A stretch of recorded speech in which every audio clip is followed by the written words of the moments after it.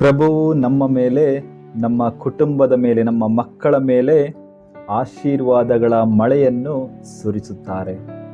ಪ್ರಿಯರೇ, ಯಾವುದೇ ಒಂದು ಸಂಸ್ಥೆ ಅಥವಾ ಕಂಪನಿ ಅಥವಾ ಶಾಲೆಯಲ್ಲಿ ಉದ್ಯೋಗಿಗಳಿಗೆ ಗೌರವ ಸಿಗದಿದ್ದಾಗ ಆ ಉದ್ಯೋಗಿಗಳು ಪೂರ್ಣ ಮನಸ್ಸಿನಿಂದ ಕೆಲಸ ಮಾಡುವುದಿಲ್ಲ.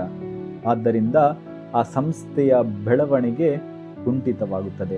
ಉದಾಹರಣೆಗೆ, ಶಾಲೆಯಲ್ಲಿ ಶಿಕ್ಷಕರಿಗೆ ಸಲ್ಲಬೇಕಾದ ಒಂದು ಆ ಗೌರವ ಸಿಗದಿದ್ದರೆ ಅವರ ಉತ್ಸಾಹ ಕುಗ್ಗಿ ಅದರ ನಷ್ಟ ಅಂತಿಮವಾಗಿ ಮಕ್ಕಳಿಗೆ ಮತ್ತು ಆಡಳಿತ ಮಂಡಳಿಗೆ ತಟ್ಟುತ್ತದೆ. ಇಂದಿನ ಶುಭ ಸಂದೇಶದಲ್ಲಿ ನಾವು ಈ ರೀತಿಯ ಒಂದು ಸನ್ನಿವೇಶವನ್ನು ನೋಡುತ್ತೇವೆ. ಪ್ರಭು ಯೇಸು ಕ್ರಿಸ್ತರು ಎಲ್ಲ ಹಳ್ಳಿಗಳಲ್ಲೂ ಪಟ್ಟಣಗಳಲ್ಲೂ ಗೌರವಿಸಲ್ಪಟ್ಟರು.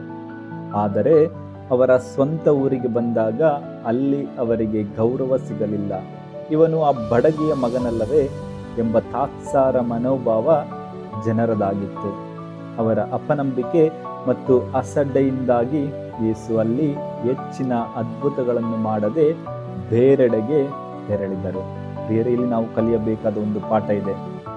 ದೇವರನ್ನು ನಮ್ಮ ಜೀವನದಲ್ಲಿ ಗೌರವಿಸದಿದ್ದರೆ ಮತ್ತು ಅವರಲ್ಲಿ ಆ ಒಂದು ನಂಬಿಕೆಯನ್ನು ಇಡದಿದ್ದರೆ ನಮ್ಮ ಜೀವನದಲ್ಲಿ ಸ್ಥಿರವಾದ ಒಳ್ಳೆಯದು ಯಾವುದೂ ಸಂಭವಿಸುವುದಿಲ್ಲ. ದೇವರು ತನ್ನ ಆಶೀರ್ವಾದಗಳನ್ನು ನಮ್ಮ ಮೇಲೆ ಯಾವತ್ತು ಬಲವಂತವಾಗಿ ಹೇರುವುದಿಲ್ಲ. ಎಲ್ಲಿ ಅವರಿಗೆ ಗೌರವ ಮತ್ತು ನಂಬಿಕೆ ಇರುತ್ತದೆಯೋ ಅಲ್ಲಿ ಮಾತ್ರ ಅವರು ಕಾರ್ಯ ಮಾಡುತ್ತಾರೆ.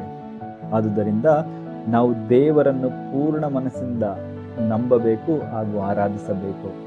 ಆಗ ಪ್ರಭುವು ನಮ್ಮ ಮೇಲೆ, ನಮ್ಮ ಮಕ್ಕಳ ಮೇಲೆ, ನಮ್ಮ ಕುಟುಂಬದ ಮೇಲೆ ಆಶೀರ್ವಾದಗಳ ಮಳೆಯನ್ನೇ ಸುರಿಸುತ್ತಾರೆ. ದೇವರು ನಮ್ಮೆಲ್ಲರನ್ನು ಆಶೀರ್ವದಿಸಲಿ. ಆಮೇನ್. ಅಲ್ಲೆಲೂಯಾ.